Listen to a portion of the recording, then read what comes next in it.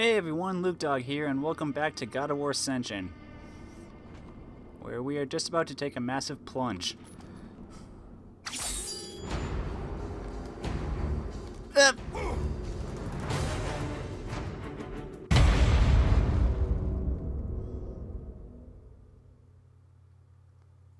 Nice. Yeah, I know. My dad and sister are in the room in case you hear them. Stop. Once again. Grab them! Yeah, I think I'm pressing it too early. Observation.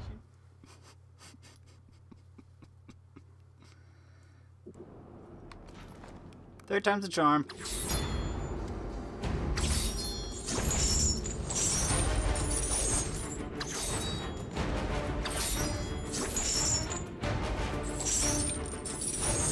Yep.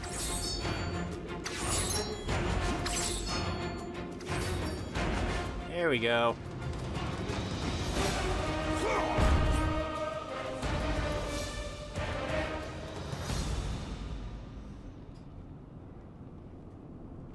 Hi, Hecatonchires.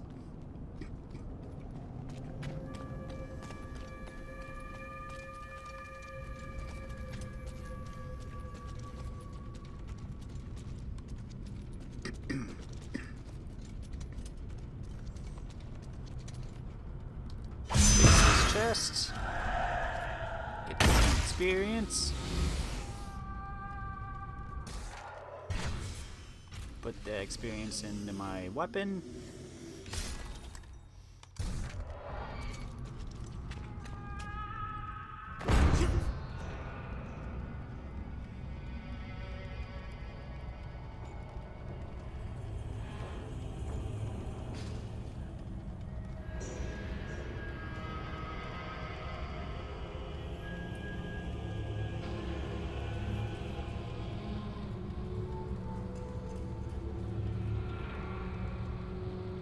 This looks like a pleasant place.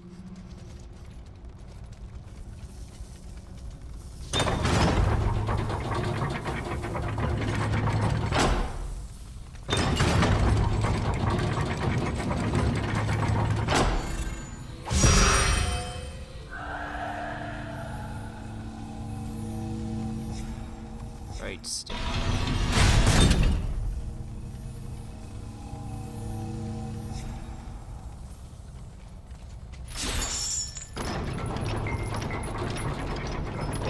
Let's go.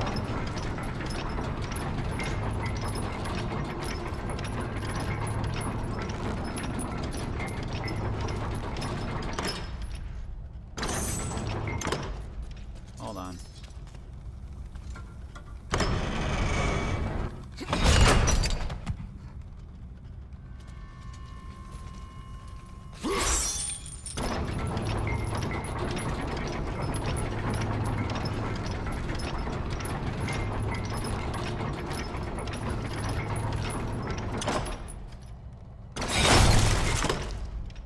That was lovely. Yeah, it was. Persistent gore. I'm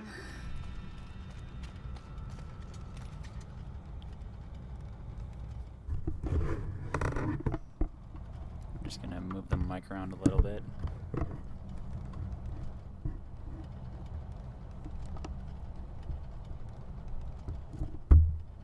There we go.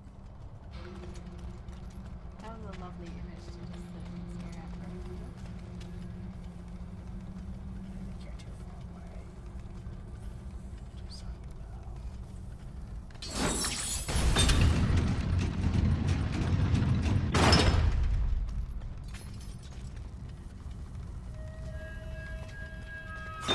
Oop.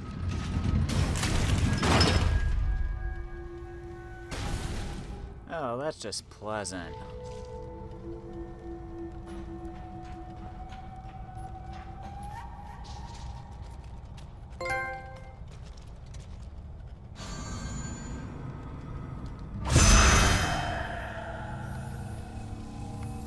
Wrong stick.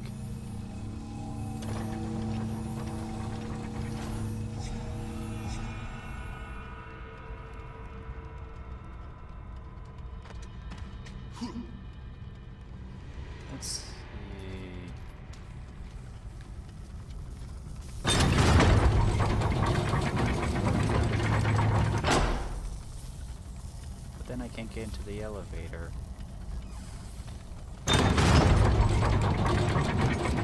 Oh!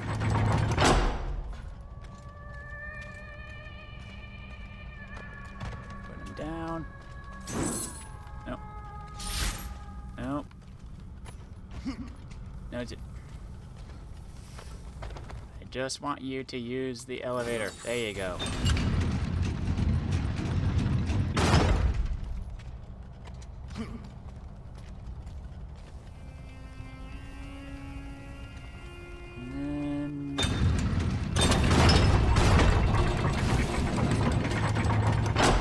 There we go.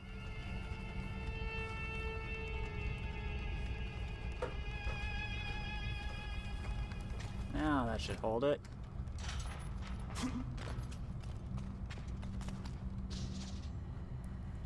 The wrath of the sisters is relentless. They seek a white-skinned warrior. The fist of Ares must be returned to his master. The oath must be kept.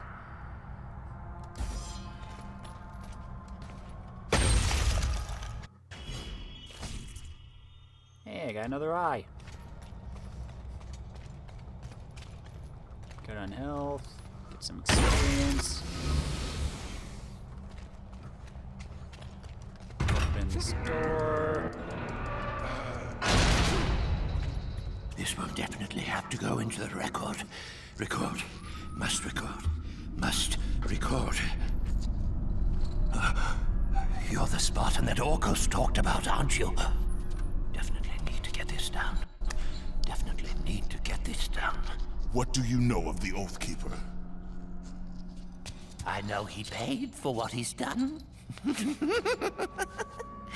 They say he was the first marked one, but his father didn't like the way he turned out.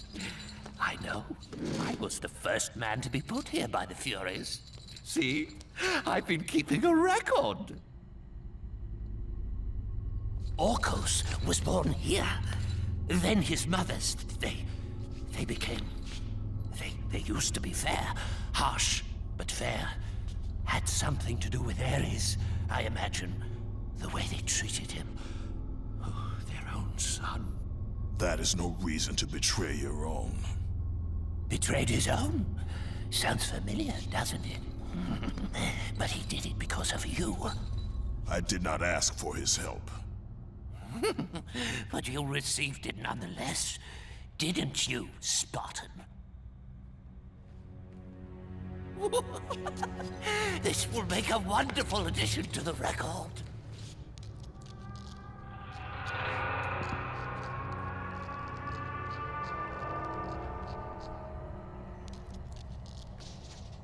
The scribe of Hecatonchires. He was the first mortal imprisoned by the Furies for breaking a blood oath. To keep a grip on his sanity, he has written meticulous records of the sisters and their schemes.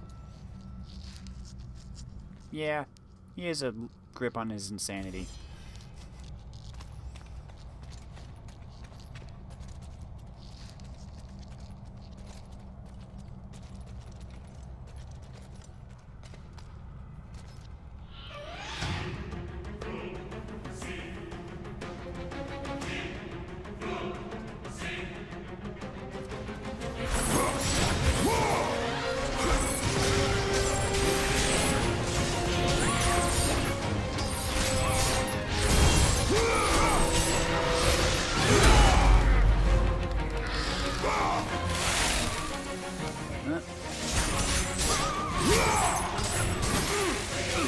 Ow.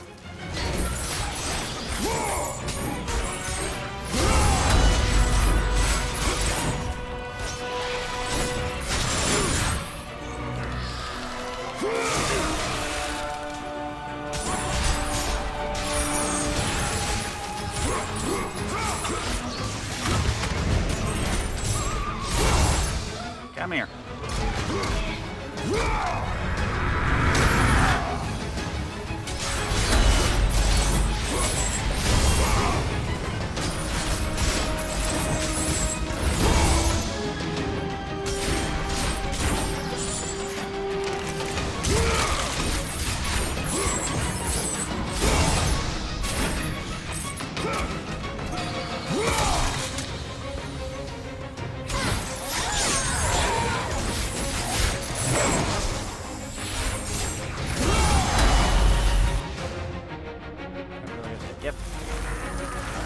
off, get off.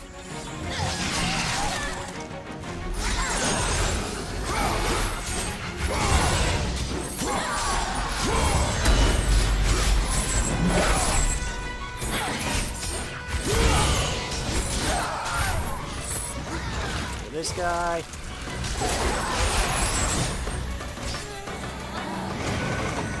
Nope. Nope. Nope.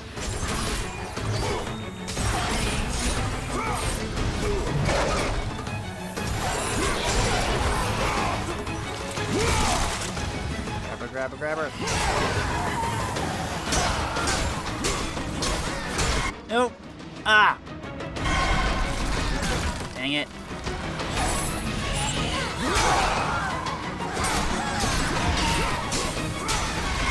Oh, come on!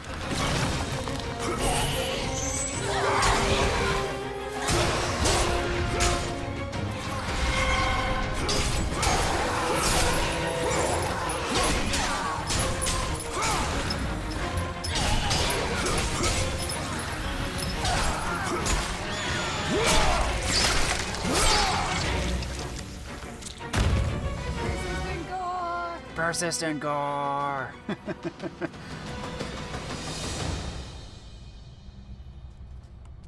Wow, that was really nice.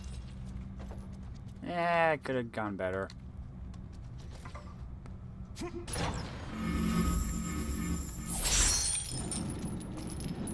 Oh.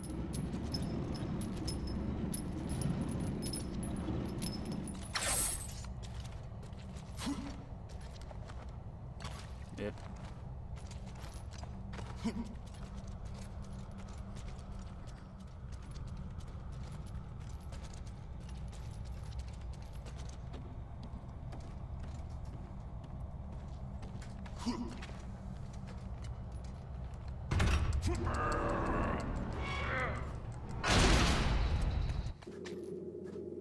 And here we are back here.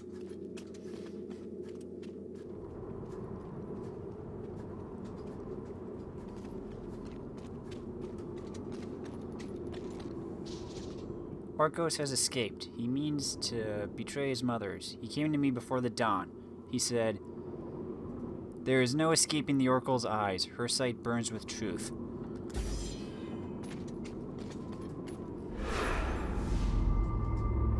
If neither pleasure of the flesh or glory will return you to us, then there is only one thing left.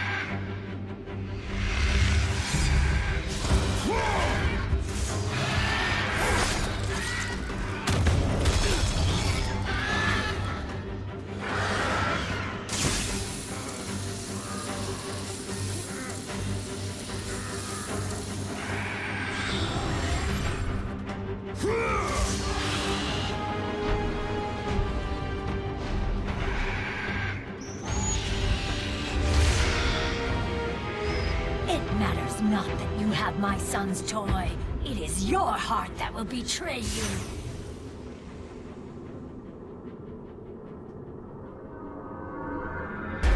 Kratos knew he was close. Close to a time when illusion would have no power over him. Close to the defeat of the Furies, and finally, close to the freedom he so desperately sought. The sooner we get past Delos, the happier I'll be. They say it is cursed. Too bad we can't sail south of Delos.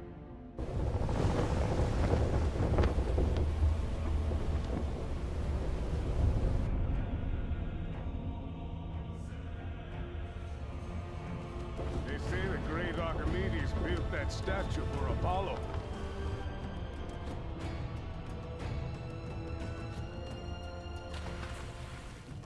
Why do we stop at this cursed island? He's gone. Let us leave this wretched place. Quickly, for we are cursed too!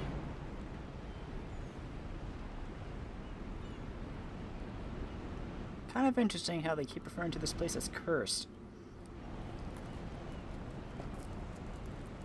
So, the island of Delos, which is actually pretty significant in regards to Apollo. Time for another excerpt. One of the islands that Poseidon raised out of the sea was Delos. It was so newly created that it was still floating about on the water. The little island was barren. Nothing grew on it yet except for a single palm tree. In its shade, the two great gods Apollo and Artemis were to be born. Zeus had married the goddess Leto, and when Hera found out that Leto was expecting twins, she flew into a jealous rage and ordered all the lands in the world to refuse Leto's shelter. Chased away from every land, poor Leto wandered from place to place and could not rest to give birth to her twins. At last she came to Delos, and the little island welcomed her. Since it was still floating and not quite land, it was free from Hera's bidding. Exhausted, Leto sank down in the shade of the palm tree, but still she could not give birth to her twins, for Hera forbade Eileithyia, the goddess of childbirth, to go to her. Without her help, no child could be born. All the other goddesses felt sorry for Leto and tried to sway Hera by offering her a beautiful necklace. It was 9 yards long, made of gold and amber, and Hera could not resist it. She let Eileithyia go, and Iris whisked her down the rainbow to Leto. Leto's first child was Artemis, a girl as beautiful as the moon, with hair as dark as the night. She was to be the goddess of the hunt and all newborn creatures. Then Apollo came into the world. He was fair as the sun, and he was to be the god of music, light, and reason. Zeus was filled with joy at the sight of his beautiful twins, and he gave them each a silver bow and a quiver of arrows. The arrows of Artemis were soft as moonbeams and brought painless death. Those of Apollo were hard and piercing as the rays of the sun. Zeus blessed the little island and fastened it to the bottom of the sea. Grass and flowers burst forth from the barren ground, and Delos became the richest of all the Greek islands. Pilgrims flocked to it and loaded it with temples and treasures to honor Leto and her twins. Now, as for Apollo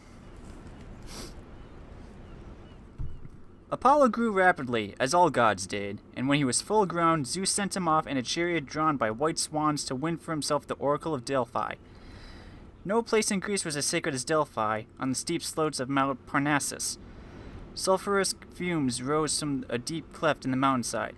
A Sibyl, the priestess of Delphi, sat on a tripod over the cleft, and the vapors put her into a magic sleep.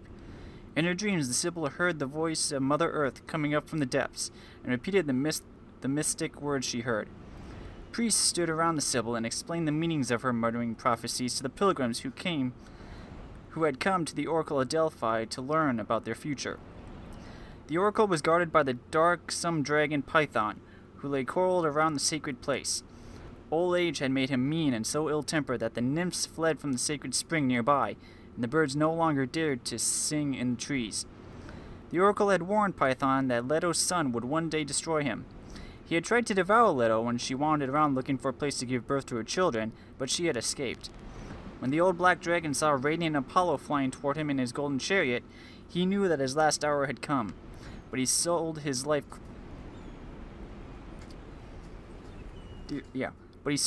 dearly. He unleashed his fury, spitting fire and venom, and his black scaly body did not stop its writhing and coiling until Apollo had shot him with 1,000 of his silver shafts. In torrents did the dragon's venom flow down the mountainside, and the oracle of Delphi was Apollo's.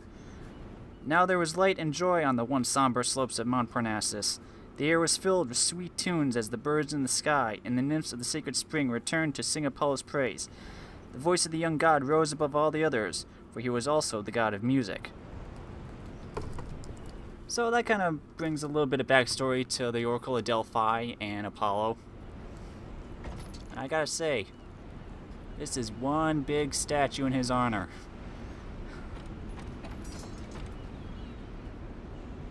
Well, I think this is a good place to stop for now. If you like this video,